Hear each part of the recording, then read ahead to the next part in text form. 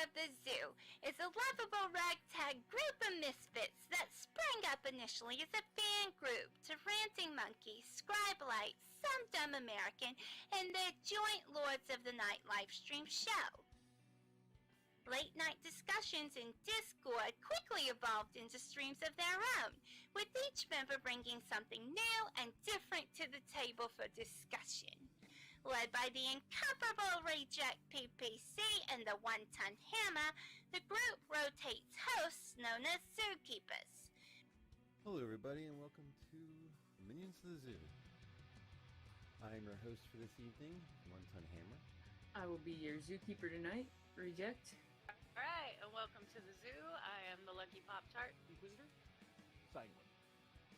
Skep, Tock. I'm Prospero. And I'm Delahazed. Regular streamers, they're known as minions, and special guests are known as traveling exhibits.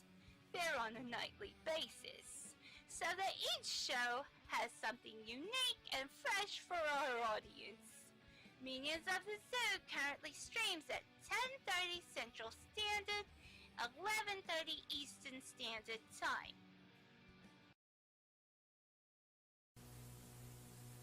Let's be xenophobic. It's really in this year. Let's find a nasty, slimy again. There's no more cutesy stories about E.T. phoning home. Let's learn to love our neighbors like the Christians learned in Rome. We know we ought to hate them. They're different, you see. We've seen their mean and ugly on movies and TV. The folks that ought to know have told us how it's got to be. The gospel truth is found in scenes from Alien and V. Let's wipe out any life form that seems to be a threat. We'll serve them up a genocide they never will forget. 'Cause if we miss a couple, they'll breed a couple more. And soon we'll all be hating twice as many as before. 'Cause the aliens can never be as good as humankind. A more delightful race than us you'll never ever find. So step aside, you star slime, we're ready for your worst. We know you want to beat us, enslave us and defeat us, oppress us and browbeat us unless we get you first.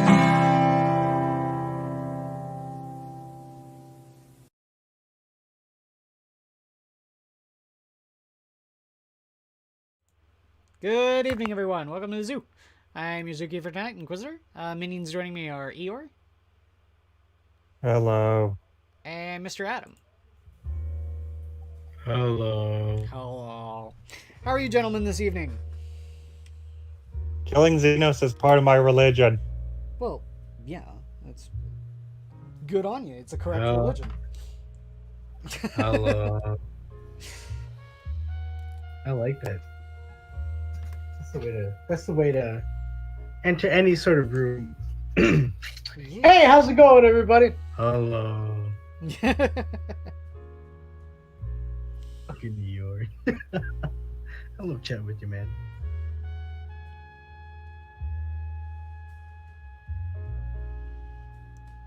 Yeah. Or not. Or sure. I am trying to finish up these Skitarii here. I wanted to get them done in a week. It's now been 3 weeks. So, yeah, it's not going quite as planned, but you know what? I wanted to make them look good, so fuck it.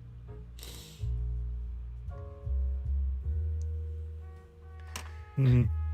Hey, man, Do nothing consent. wrong. Consent? To continue with our conversation from just before, unfortunately, your redemptor idea, self-sacrifice only works on infantry.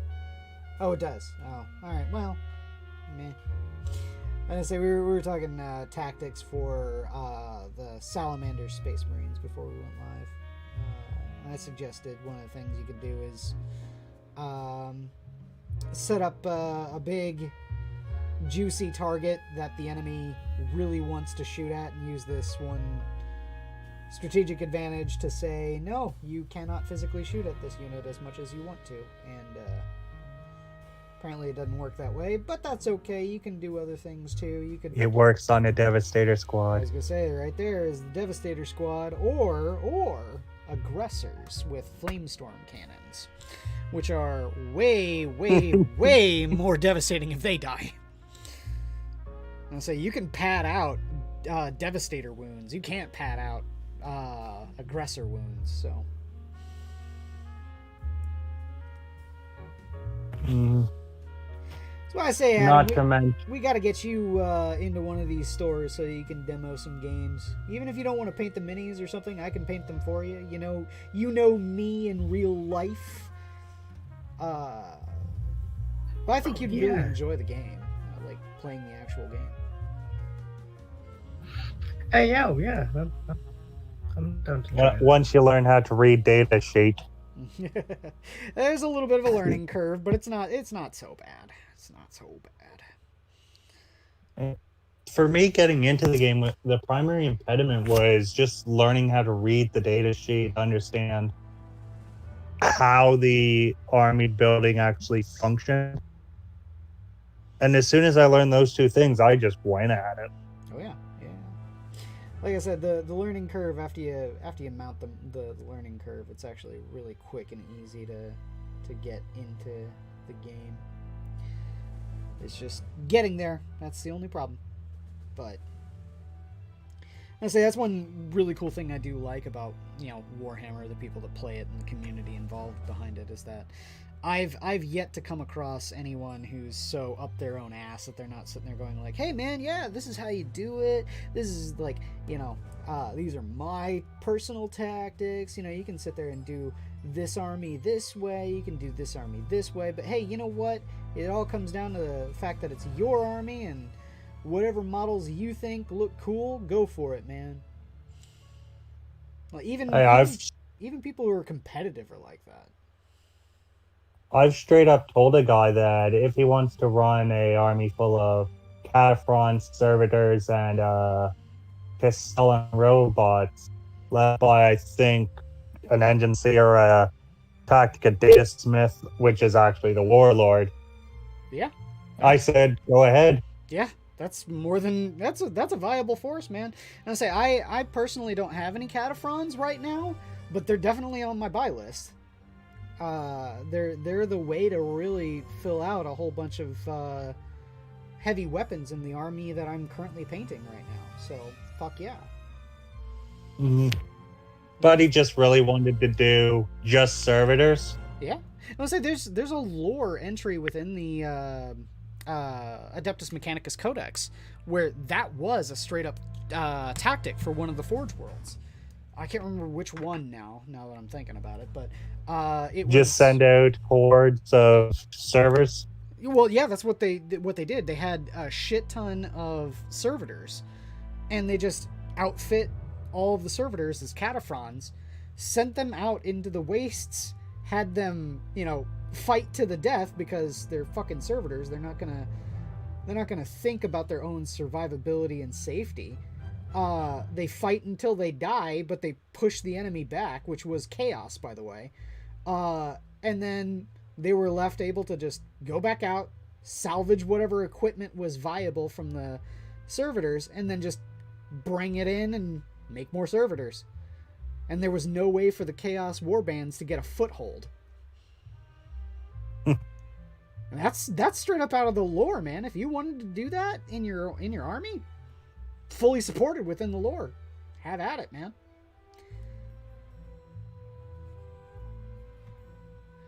And so you'll find that most ways that people want to build their army, there's precedent for that within the lore of the game.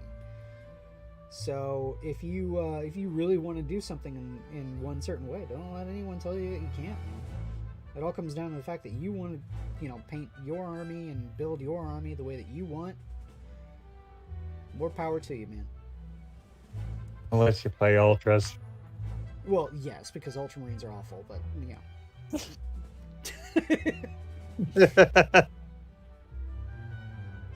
And of course, to any of those who are actually fans of Ultras, we're shooting the chat. If you really want to play the Sons of the Girly Man, go ahead.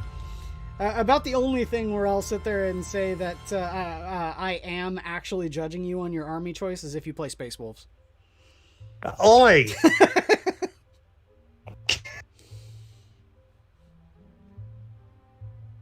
Come on, I thought we agreed on this. Space Wolves are okay.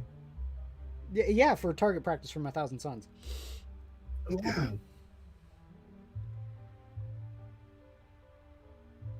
Ugh. I am so gonna need warded. 5+ feel no pain against mortals, army wide. Mortals from psychic attacks. Any source. Oh, really? At least I think that's the wording of warded. You could be correct, and it's just in the psychic phase, which effectively is the same thing. Yes. Meaning it's only effective against psychers. Which I would not at all be surprised if there was something like that. In my opinion, though, the only ones who should get that are the armies that don't take psychers just lock, stock, and two smoking barrels. You know, like fucking Black Templars. Well, they get that built right into their chapter tech. Do they? Yep. It's something to do with reroll charge rolls and 5+ feel no pain against mortals. Okay. I say I do not know very much about the Black Templars, especially now. The most I know about the Black Templars is back when they were all of their rules were purely just in the Armageddon campaign book. Like, they didn't have their own codex.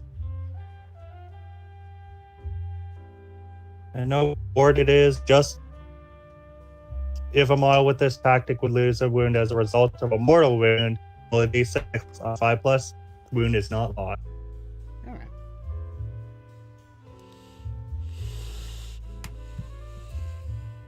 I know it's not a complete defense against your smite spam, but it'll certainly put a dent in it.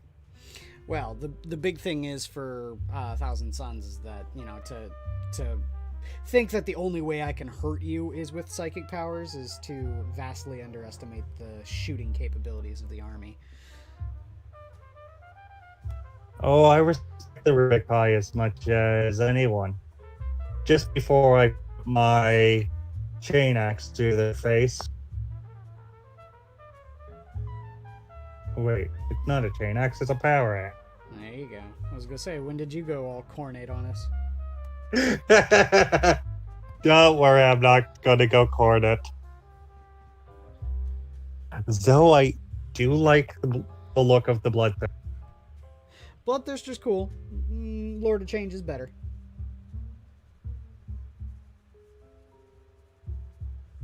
Of course you would say that. Yes. Tzeentch has the best demons, period. Because Tzeentchian demons only got better. Everyone else has got worse, in my opinion. Demonettes look terrible now. Yeah, well, okay, no, the Keeper of Secrets is pretty good now. He's no longer Goat Head. Wait, Keeper used to be goat-headed? Yeah, well, okay. It still kind of is. It's got like a goat face a little bit. It's got, you know, like a flat nose, kind of that muzzle that goats have from their nose down to their lips. But no, it straight up used to have just a straight up goat head. Like, all of its head was a goat.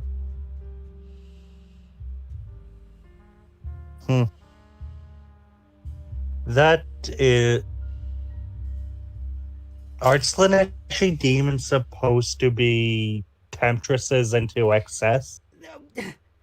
Now you see why the demonette change is so awful. Like, they're supposed to tempt you into hedonism. Yes. They're not supposed to be ugly. They're supposed to be beautiful.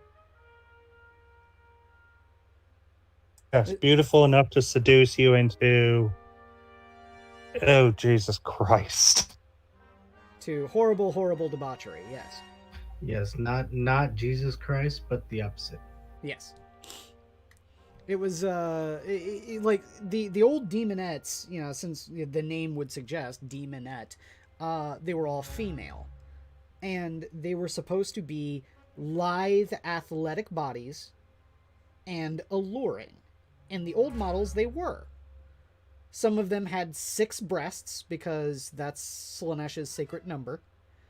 But they were still, you know, they were still beautiful in some sort of way. And more titties is also Awesome. Yeah, you know, it Yeah. works. Right? It'll definitely tempt you into some acts of hedonism, right? It'll get the job done. Well, I mean, you know, you motorboat for days, man. You can sit there and motorboat a different tit every night, and by the end of the week is when you have to fucking worry about overlap. But, you know, the... Overlap with titties. Overlap I don't know, with man. titties. But, yeah, no, the old demonette models were so much better. And then I guess GW did have to worry about family-friendly image, because one of the things that the models was that they were nude. They were topless. So they had to worry about little Billy seeing the naked boobies. Fucking little Billy, he always ruins it for everyone. But I mean, couldn't they just do the 6-sided star over each tit? I mean, yeah, they could. And you mean 8-pointed star. That's the... I meant 6 for a specific reason. Because Slaanesh. And their sacred number being 6. Yeah. But, no, the real one would be 8. Because that's Chaos Universal. But, yeah, no, like... It's so I can kind of understand where they were coming from about needing to clean to change it to a cleaner public image, but at the same time, it doesn't stop me from sitting there saying the old ones look better, because they did. Now, like, you know, you've got the fact that Slaanesh mixes both feminine and masculine features in a lot of their demons, and the worship of the Slaaneshi sort of, you know, ways of war and so on and so forth, and it's, some of it looks okay, like the the brand new Age of Sigmar stuff, the hedonists of Slaanesh, they look really good. They look great. But their demons still look like garbage, so... Sounds like you need some third party or some conversion work. Well, you know what's funny is that the hedonists, they're actually really, really good to use as cores to convert up to make them sort of look like old demonettes. What, give him a couple of claws in that face the demon head has? Oh no, fuck the demonette face. No, you keep the you keep the hedonist legs all the way down to the knee, all of their body, keep the arms down to the elbow, keep their head, and then replace from the knee down and from the elbow out with the demon end. And it would look great. It would look fantastic.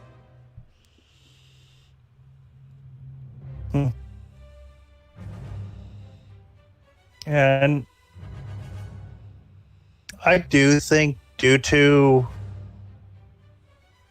Slaanesh, just by the mere fact that in some ways human imagination, when they think the greatest levels of excessive emotion of feeling, immediately turns to the lewds. To sex, yeah, absolutely. And I say that sex and sexuality is like, there are some people that sit there and say, well, then, you know, you don't always need to have Slaanesh be about that. Yes, that is true. Slaanesh is all about pleasure in every form, whether it be sexual or not. The problem is that sexual is very, very easy. That is the only thing where you can sit there and show it visually right off the bat and have everyone know exactly what you mean. Every single person has a biological need for sex. That's just a fact. So when you use that to convey what that whole idea is about, it makes it very easy to just convey visually. And it's very easily done, very quickly done.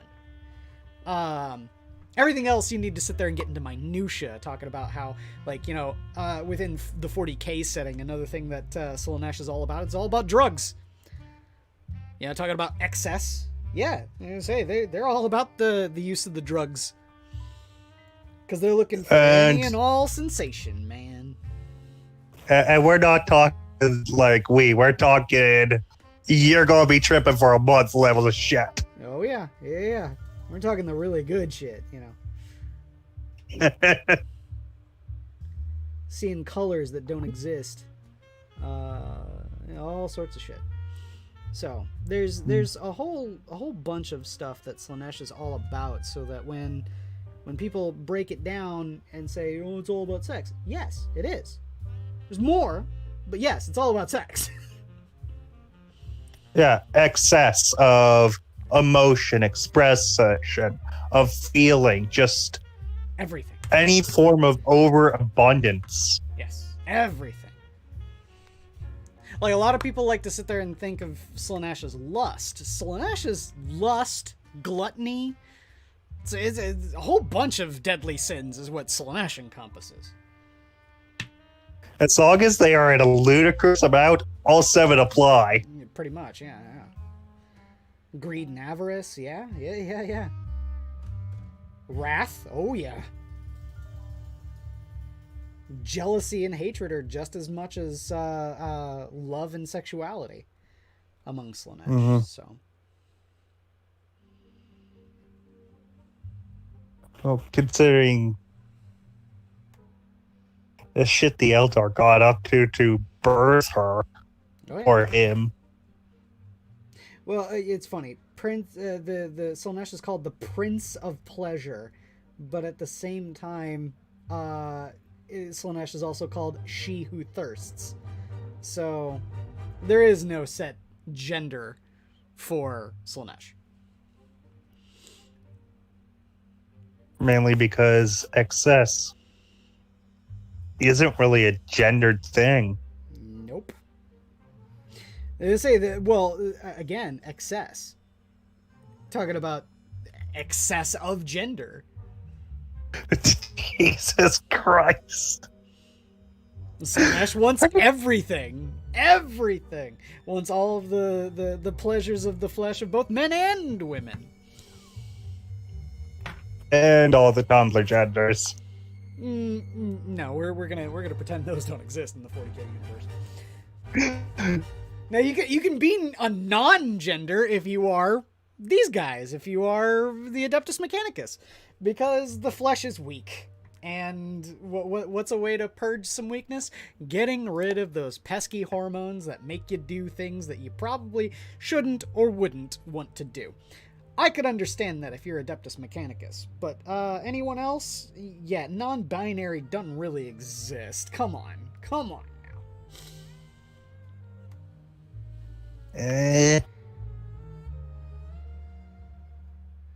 I mean, it exists now. Agree to disagree.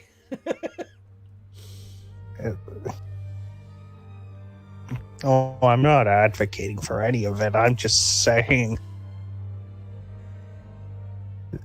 that due to the fact that Tumblrism has excessive genders. Yes. You see where I'm going with it now. Oh, there were plenty of people that were talking about how it's downright obvious that Slaanesh is the god of the social justice movement, especially the people who want to claim that there's 20 million different genders and 20 million different sexualities. Yeah, that would fit directly into Slaanesh's line of thinking. Fuck yeah, it would. Whereas I'm sitting over here as a Tzeentchian sitting there saying, well, you have the dichotomy of male and female, and that's how you really evolve, is that you really need to pick the best traits between male and female, and then you breed that way, and that's the way that you get true evolution.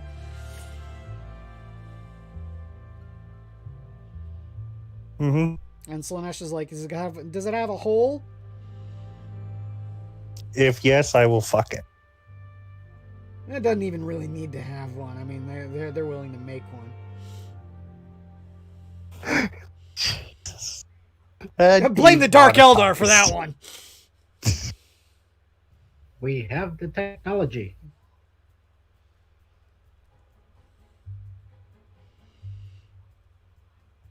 There we go. I think he is pretty much whoa. Just noticed. Yeah. Back here. Honestly, Warhammer, and I'll use the overarching term, I think is the only set of IPs where the term beyond measure or beyond ability to be stated doesn't sound over the top. Yeah.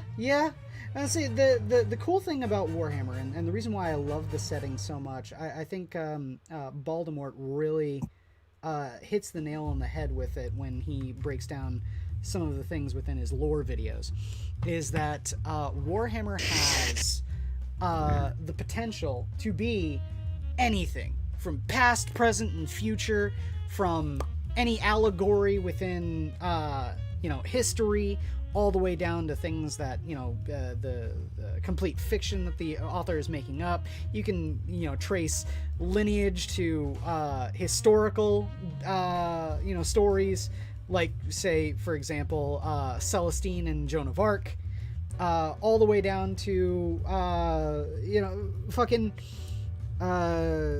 the sand worms in Dune have a Warhammer 40k equivalent. It's a melting pot of all science fiction and history, and that's what makes it great. It is so over the top, and it takes itself so seriously that it doesn't ever feel like it's getting too chintzy or cliche.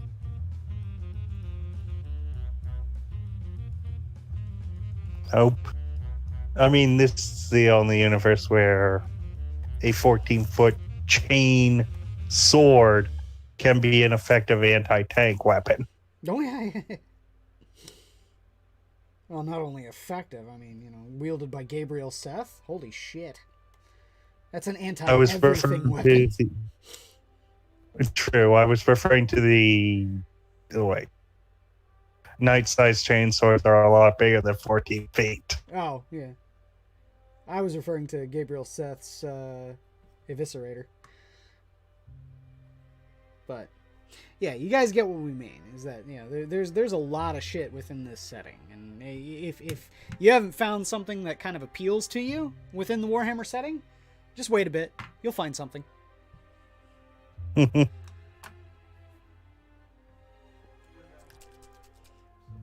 So, I don't know. That's why it's so great. And that's why Hero Quest is so great.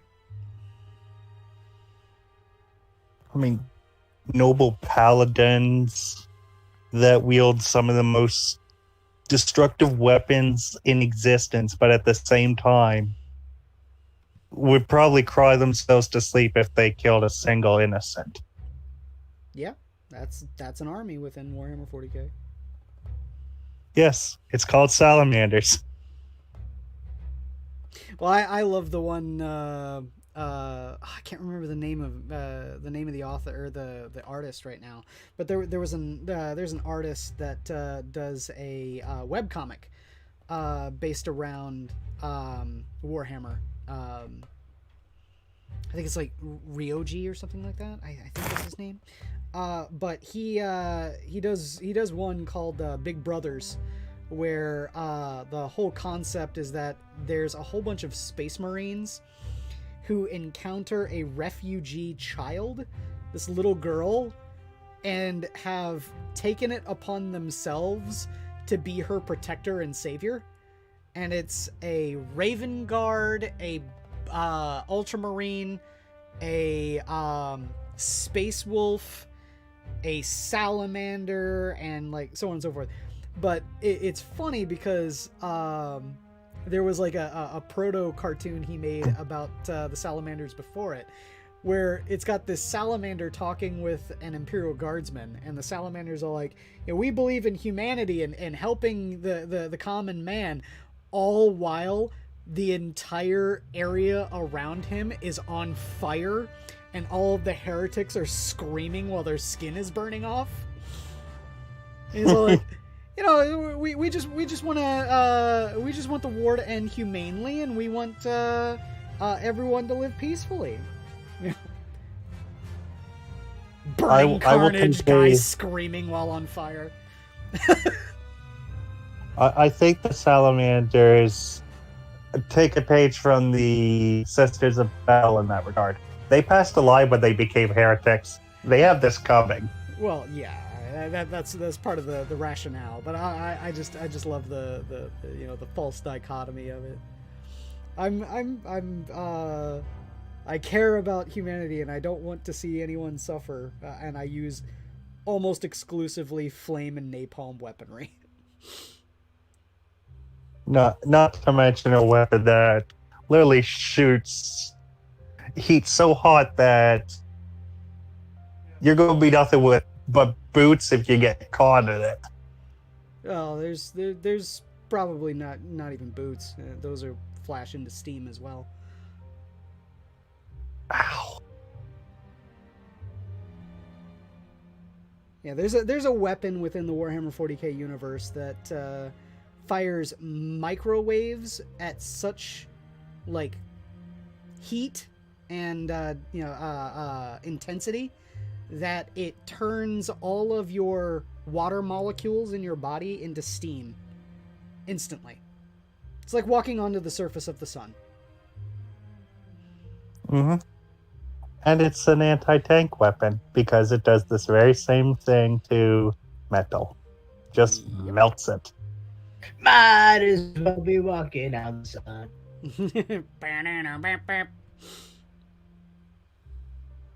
Yeah, everyone sits there and cites the other song as the one that they know from them. That's the one that I knew them from. Everyone talks about somebody once told me. No, fuck that, man. Might as well be walking on the sun.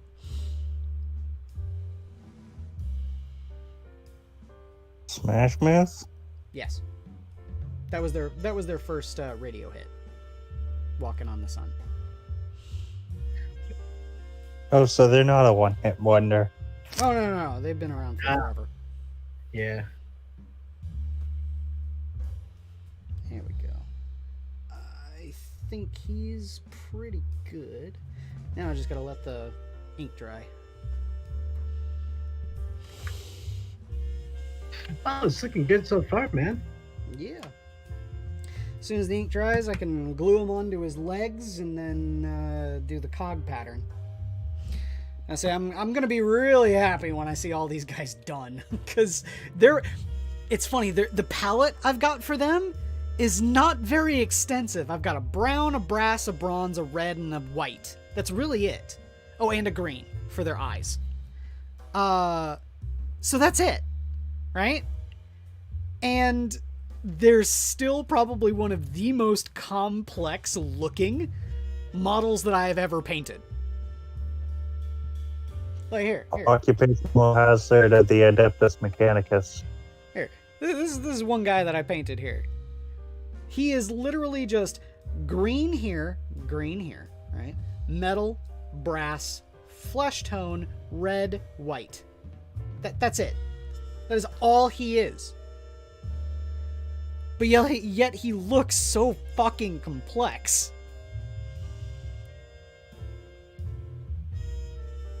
I love them. I absolutely love this army. They look so cool when they're done. So. Yeah, the aesthetic is probably one of the biggest draws of the Skitarii Legions. Mm-hmm. Now, my big problem here is that my lead belcher is nearly empty, so I think I'm going to need to get some more lead belcher, which is right up here. That's your metal tone, if I'm not mistaken. Yeah, that's the one I use primarily for pretty much anything that's like that sort of gray metal, is I use lead belcher. It's my favorite of all of them. I also have, what is it, Runefang? Yeah, Runefang steel, but that's a little too like white metal rather than like steel, which I think lead belcher probably gets across better. Mm-hmm.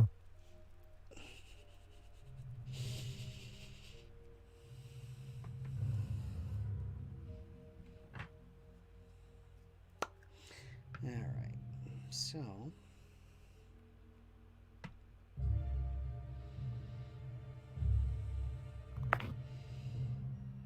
boop, boop, boop.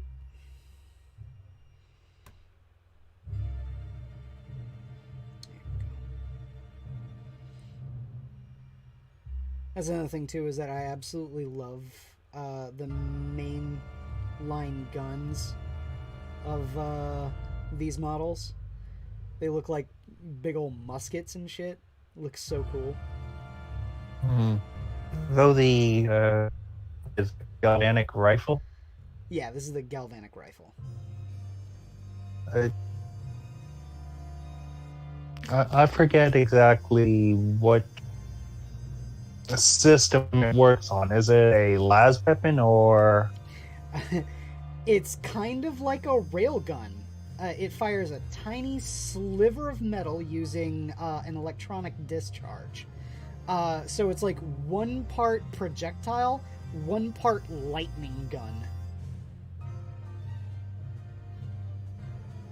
Fair enough. Now, Mr. Skitarii, can we turn that into a mass-producible weapon? Like Imperial Guard levels of mass production? Nope.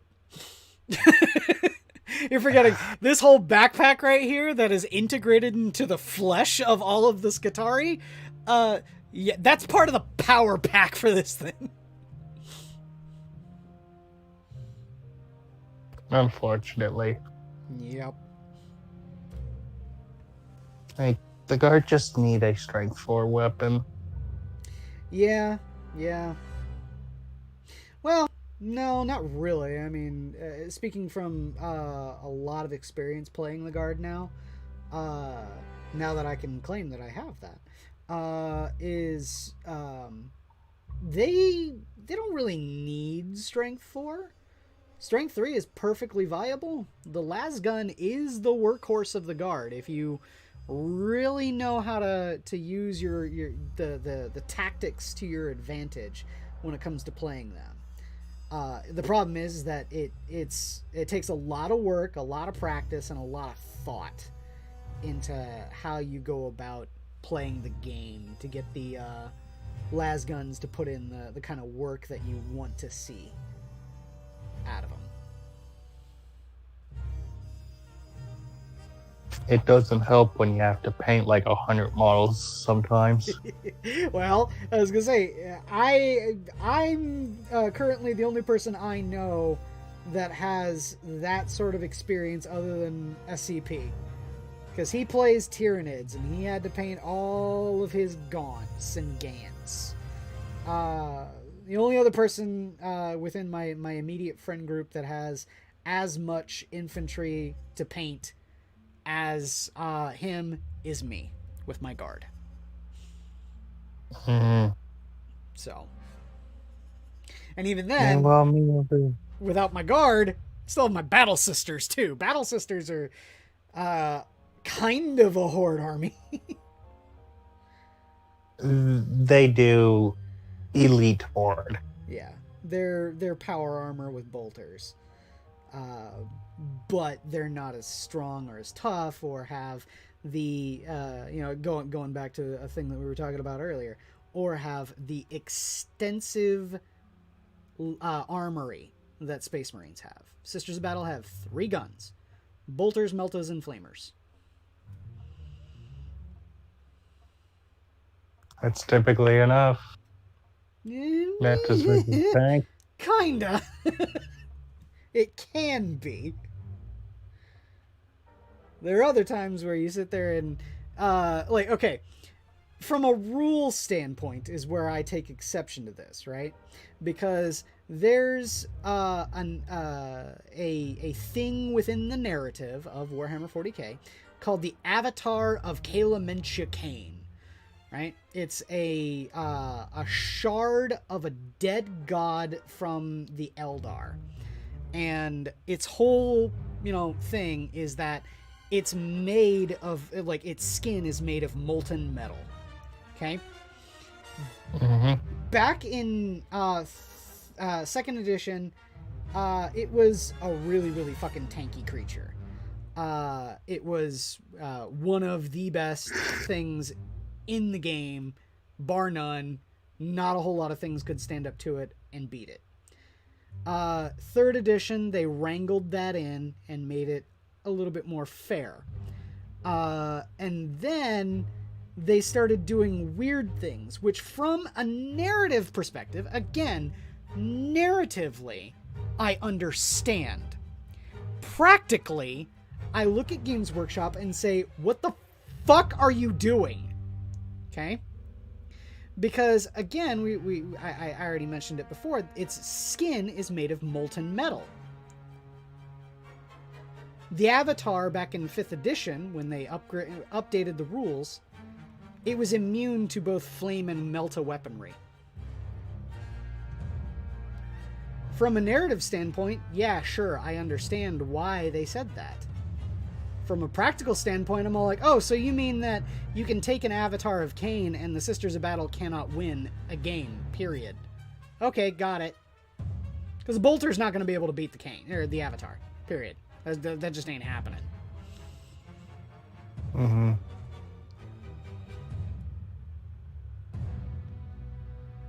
So when shit like that happens, I sit there and I go, Games Workshop, what are you doing? What are you doing, Games Workshop? That is not a good idea. Why did you do that?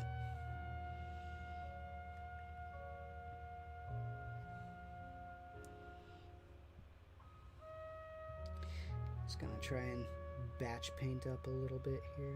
I don't know how long we've been going. How long have we been going? 45 minutes.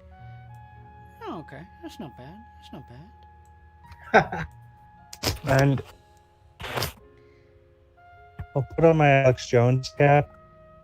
GW wasn't thinking about the Avatar of Cain. They were too busy because it's a Xenos unit.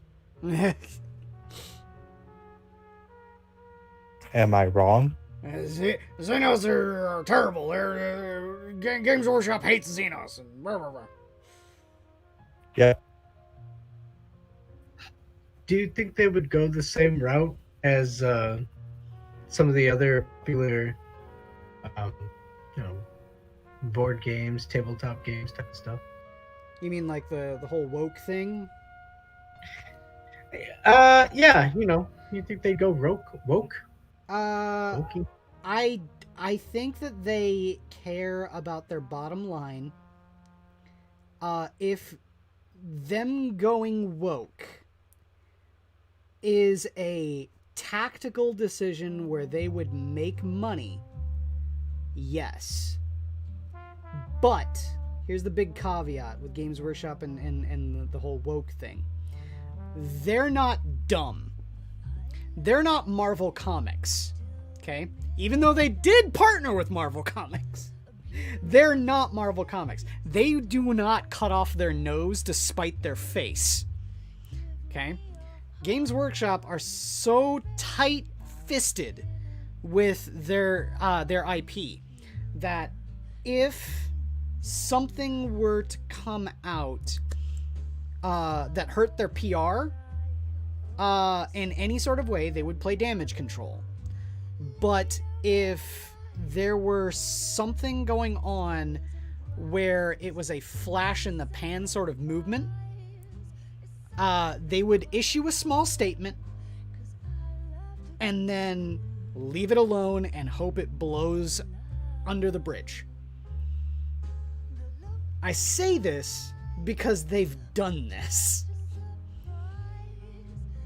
And to be fair, if you're running a business, that's not a bad stance to take.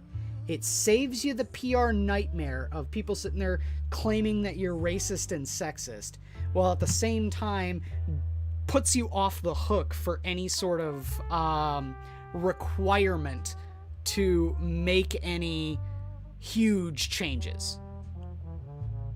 If you get my drift. It's weird. Games Workshop are not... They're a company first, and then a community second. There is a community within Warhammer, but I don't see them kowtowing to people sitting there saying, Warhammer's racist.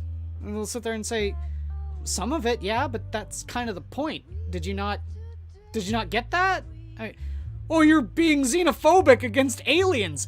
That's the whole point! Are you dense? This isn't Star Trek. We're not sitting there talking about a setting where everyone's going around saying we need to worry about everyone's feelings within the Federation. No, motherfucker. You are classed as less than 100% human. That's the setting. If you're having issue with that, get the fuck out. Because you're not going to be happy. You're not going to be happy with the rest of it. So that's the reason why I sit there and say, if there's a PR sort of disaster amongst Games Workshop, they won't hesitate to make themselves look good, but they'll do so in a non-committal way.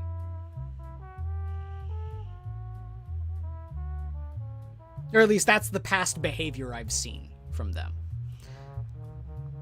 They're not the Blizzards. They're not going to sit there and nuke people who play a game that they produce simply because they advocated for Hong Kong. They're not going to, do any of that kind of stuff. They'll avoid all that shit to begin with. Try to not be in that situation, but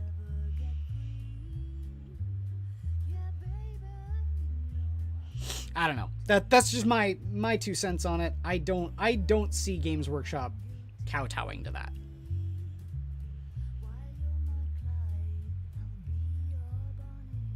I mean, I kind of hope not, Yeah, same. I was gonna say, I don't want anything to change within the Warhammer universe that isn't that's out of character for the narrative.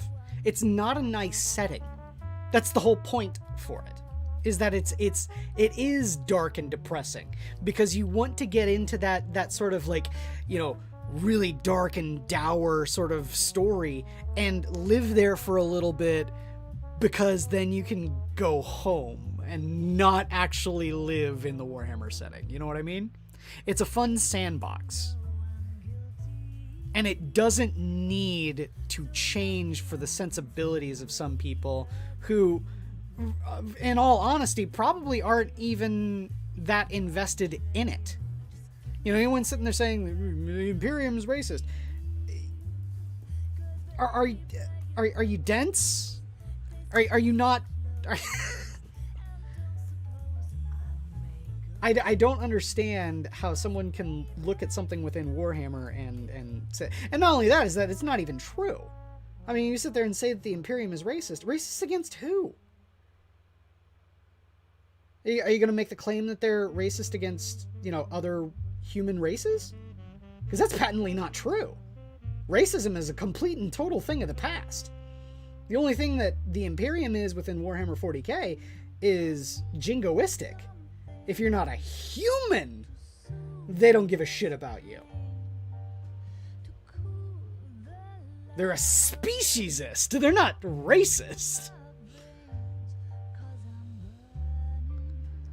It's just weird that people would still find a way to equate that type of logic to something that's supposed to be, like you said, a means of escapism, you know? Yeah.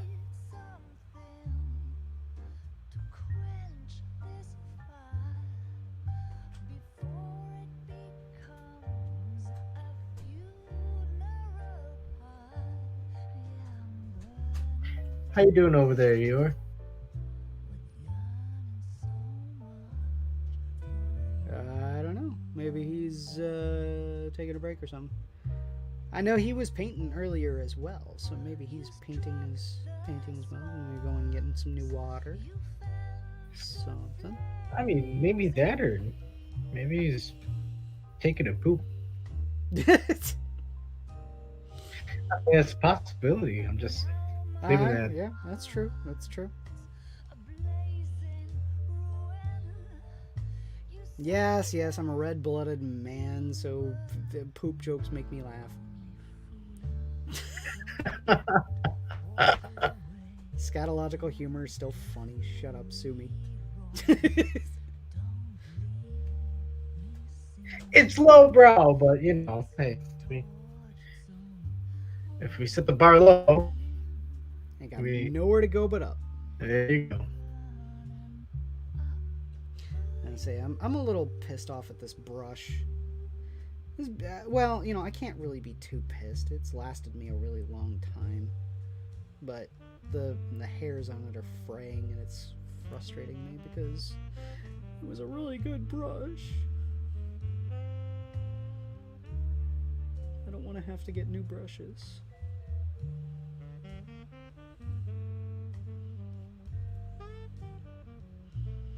Although I do have backups. Like, this is my detail brush. I have another one of those set aside. When was the last time you went on a art supply upgrade or reload? Couple months ago. I think it was January.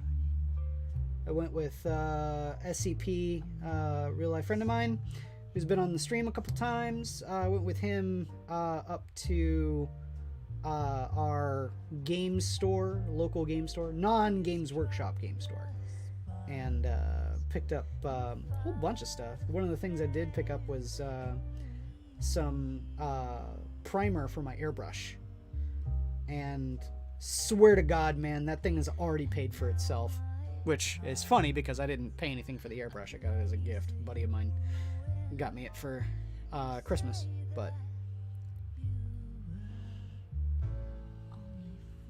Hey, right on, dude. yeah, no, I was fucking shocked when he gave me that. I'm all like, are you kidding me? What the hell? Do you use it a lot? I use it for priming. I've used it to base coat the legs of one of my knights. I've come to the conclusion that once I get into the need to paint my knights, I'm going to use the airbrush a lot more for actual painting rather than just priming. Mainly because covering a large area with the same color is so easy with an airbrush, and able to get, you know, you're able to get the color consistent. That's the big thing. You can get a consistent fair color throughout all the model without having to sit there and worry about not having enough water on the brush when you're applying a certain color, or having too much water and needing to do multiple coats, or, you know, so on and so forth. It's so easy using of a tool to get the most coverage you can possibly get done in the shortest amount of time possible. And for a whole shit ton of, you know, infantry models, it's not really worth it. So if you're playing like a historical war game, I wouldn't recommend getting an airbrush like right off the bat. Not unless you want to try other means of using the airbrush for like other things. But for things like Warhammer 40k, or if you're doing terrain pieces, or if you're using it for art in some sort of fashion, like if you're painting on an actual canvas, an airbrush is a fantastic investment.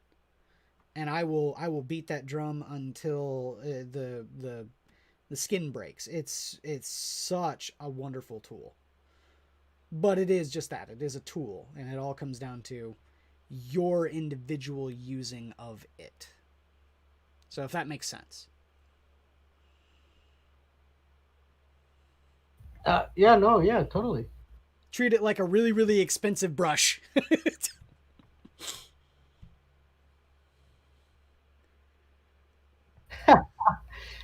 Bro, you're talking to somebody who I honestly I think I still have some tattooing needles. I mean, oh fuck yeah. They're not fresh. You know, you shouldn't use them, but yeah. No, yeah, I'm all understanding about the different brush tools that you could use, right? Hell yes. Hell yes, my friend.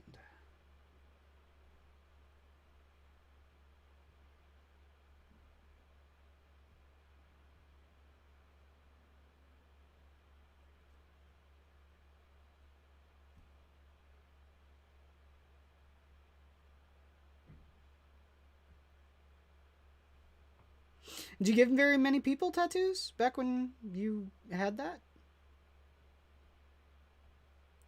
Or did you mainly like use it on yourself?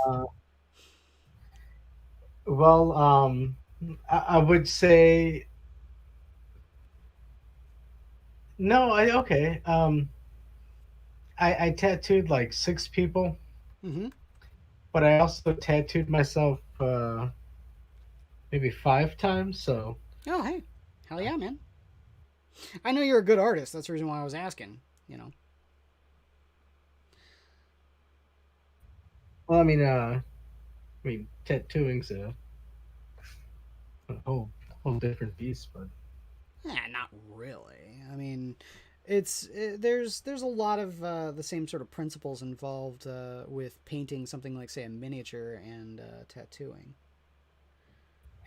Yeah, but the thing about painting a miniature is you can always just prime it over and restart it. That's really... true. That's very true. What, you mean I can't dip my arm in simple green, Adam? I mean, you could probably go over it like once or twice, maybe. I don't know. I mean, it depends on what you're working on, but yeah. But yeah, no. I did a couple of simple, tattoos. I didn't really do anything too extravagant. Too major. Yeah, I personally, for me, it was more just I didn't like seeing the needle go into the skin. Ah, and okay, yeah, that's a good point. And some of the guys that I did tattoos on, their skin was really thick, so it took a little bit more work. And it's just weird when it's like I just want to draw a shade or like a part of like something, but when the skin's so thick that it's not taking the ink, and you got to start like really working it in. Well, that you got to change the voltage of the tattoo machine, or you got to try a different needle setting. It's just I don't know. It was for me. I was like I don't want to fucking deal with that shit. That not only that, but you're doing tattoos on people, so they're very precise about what they want, and you don't want to fuck it up. True, very true. So it's like nothing. But tattooing myself, yeah, dude, I would go and pick up some more needles and tools to give myself some more tattoos. Hell yeah! I mean, it's not a problem doing it on yourself, man. I hear you. See, that's the reason why I say, man, I think you might actually be really good at this, about mini painting.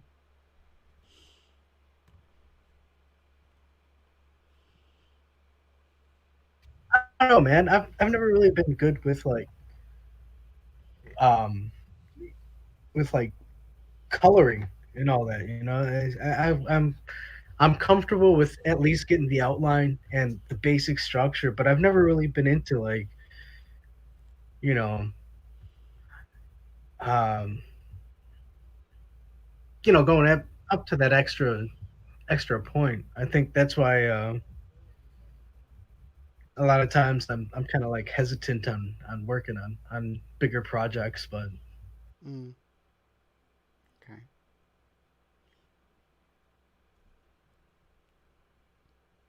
Well, the way I see it is that color is the sort of thing where you can do without any sort of investment necessarily in changing the overall, structure of the thing, right? If you sit there and you draw something and then you decide to go in, with like Photoshop and colorize it, you're not changing the overall structure of the piece. Not really. I mean, so long as you don't save over it. And same with minis. I mean, all of this stuff that I'm doing right here, a quick bath in simple green will change it. Nothing is permanent. Everything is temporary. There is no gold behind our money, Adam. death is but an illusion.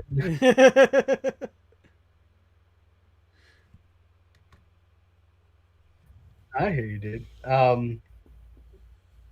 But still, I mean, it's just kind of, it's been one of my bigger weakest points in terms of doing art. Art and development.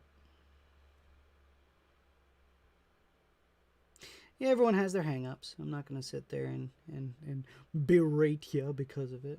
I've certainly got my own. It was so funny, too. I had a roadblock in making cartoons and animations and stuff like that. Simply because I personally was taking a completely different sort of tactic to coloring. Digital art coloring. And when I found out that you can essentially through opacity treat whatever you're drawing, whether it be a flash file or whether it be a Photoshop file, like if you're doing a background board or something like that, you can use opacity like thinning your paint when painting a miniature. And when I realized that, I was like, holy shit, I have so much experience in doing that already. It's going to be so easy now. Shit, man. See, it'd be like the opposite for me. I'd be flabbergasted figuring out how to thin the opacity of a actual physical painting, as opposed to like, oh yeah, dude, just change this layer out and fucking. Well, it's I'll tell you this much: when it comes to the actual sensation of doing it in real life, there's a large portion of it that is tactile. So when you sit there and like here, when I take this and I go boop, I can kind of feel how much paint is on the end of that brush.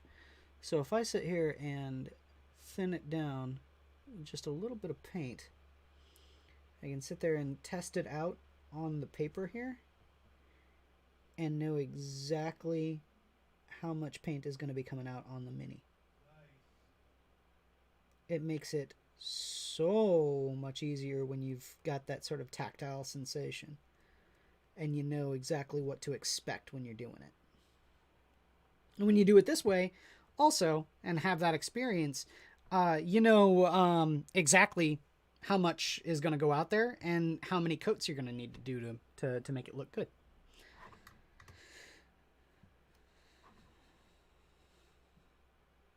So there's a lot of shit involved with painting, but you know what? It all just comes down to experience. Once you do it long enough, it's all fine. All right. Yeah, it's all about actually going out and doing it. Right. Mm-hmm. Very much so. And I've been doing it for so goddamn long. It's it's almost like second nature to me. Here we go. I'm just gonna put a little dollop of glue right there. And then now we're going to put the legs on him. Little dab will do ya. There we go. That is now the 4th of my Rangers that have their torso connected to their legs. Fuck yeah. I think he looks great. Look at him! Looks great! Just need to do some detail work like the cog pattern on his robe. I need to paint his eyes. But yeah, I think he's looking pretty good. Yeah, dude, looks pretty good. I love seeing projects come together. It's just that, you know, it's a little daunting seeing all of the unpainted stuff. But yeah, I think he's looking good. I think he's looking good. Once I get all these guys done, I've got 10 more to do. See here, like, just right over there. I got 10 more of them, and they're not even fucking primed. So, but yeah, no, I actually enjoy doing this. So when I sit here and make like I'm whining about it, I'm really not. I'm really not. I actually do enjoy doing this. It is very cathartic. But yeah. Well, that's good. We got one more done. We got one more done. We're just gonna keep working on them until they're all done.